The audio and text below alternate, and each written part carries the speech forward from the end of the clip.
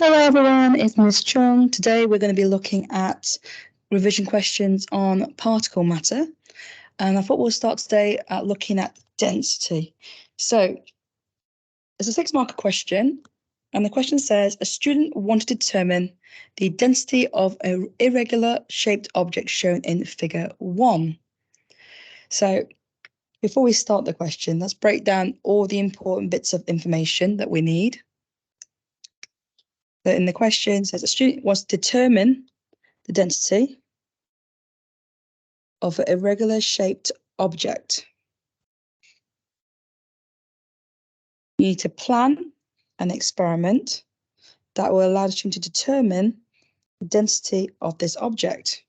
So the key thing is it says the word determine. In this case, determine means to calculate density. So and the formula for density is density equals mass divided by volume. This is plan an experiment. We need to be writing some steps on how we can get a valid outcome of this experiment. So looking at our equation, we need to have a mass and the volume. This particular experiment is known as the displacement can,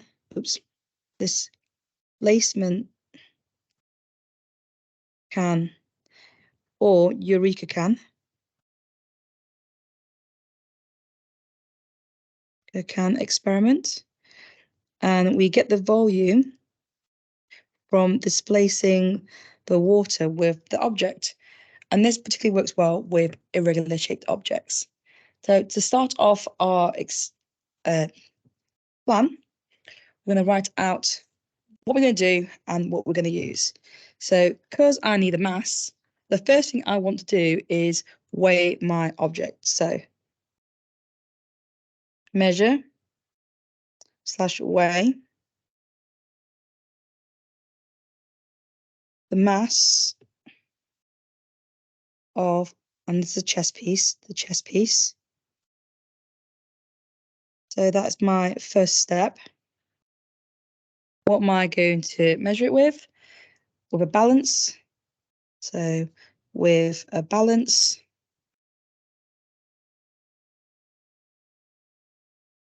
and then we're going to record the mass.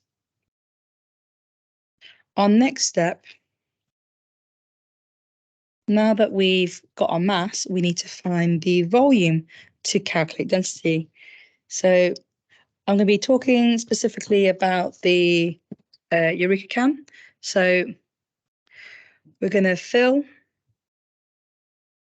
the Eureka can or displacement can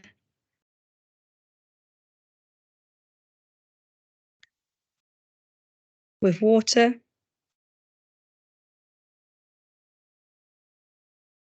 And we're going to fill it to the level of the spout.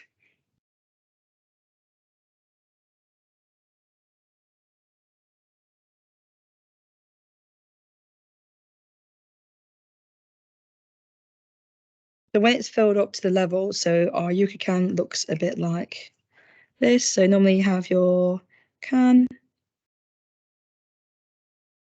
and there's a spout here usually. And you're going to fill the water to this level here. And often we put it on like a block. And we kind of collect it in the beaker or a measuring cylinder. And we normally drop our object into here, and then the water will displace, and then we have the volume of the object. So fill the water to the level of the spout. We're going to place our object in. So place the object into the can. We're going to collect the water with a measuring cylinder.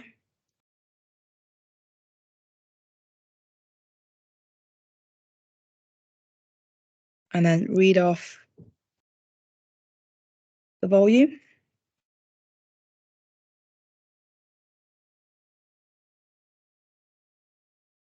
And our next step. So once we've got that, we now have our mass, we now have our volume. So we then use the equation density equals mass divided by volume to work out density of the chess piece.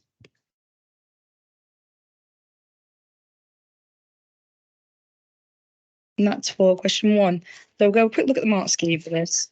And with the mark scheme, quite often it will ask you it will ask for banding of the marking. So the method has to be, for 5 to 6 marks, has to lead to prediction of a valid outcome, meaning that you get results and a calculation. All key steps are identified and logically sequenced. If you miss a step, you can still get up to 6 marks, as long as it's logically sequenced and you can still get the results at the end. So as long as you can read the volume and the mass, you will be able to get up to 5 to 6 marks. Level 2 for 3 to 4 marks, the method will not necessarily lead to a valid outcome, but most of the steps are identified. But the method is not fully logically sequenced, and that's for 3 to 4 marks. Level 1, the method does not lead to a valid outcome, and some steps are mentioned. So if you write even a couple of steps and you don't know, you could still get some marks. Right, our next question we're going to look at is to continue density, but this time we're looking at data. So another student did a similar experiment. He determined the density of 5 common plastic materials. So I've got acrylic here, nylon, polyester, polystyrene, and PVC. And then I got the density values here. And now I'm presented with a bar chart. This shows that some results have been plotted by the bar chart. It's going to ask me to write the correct scale on the y-axis and draw the bars for polyester, polystyrene, and PVC. Right, so I need to do my y-axis, which is this bit here. Now, to do that, to do the y-axis first, and always make sure you do this in pencil, not pen, especially if you're prone to mistakes, but also a lot of times exam papers are scanned, and when they're scanned, if you do it in black pen, it's very difficult to see where your line is if you draw the thicker line. So pencil is best for this sort of question.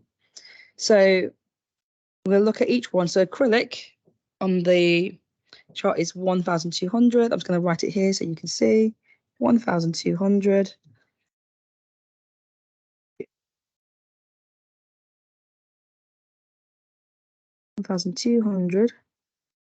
Nylon is 1,000. Now these numbers are going to give me some markers to where I could put my intervals. So 1,000 is a round number. So 1,000 is here. And then this is going to be 1,200. Now if I look at how, so this will be 1,200 minus 1,000. So this bit here is 200.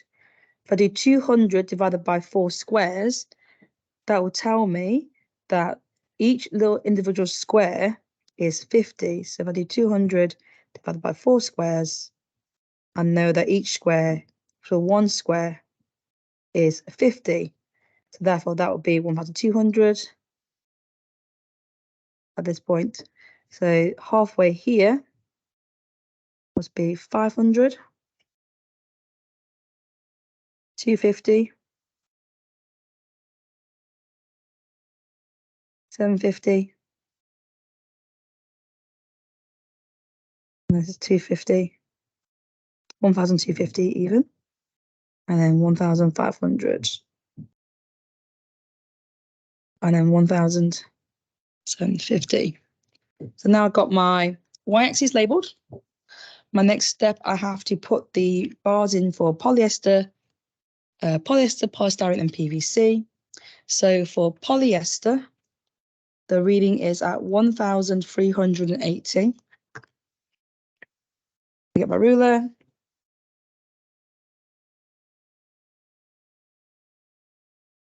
Put a mark on my hand to remember. 1 second.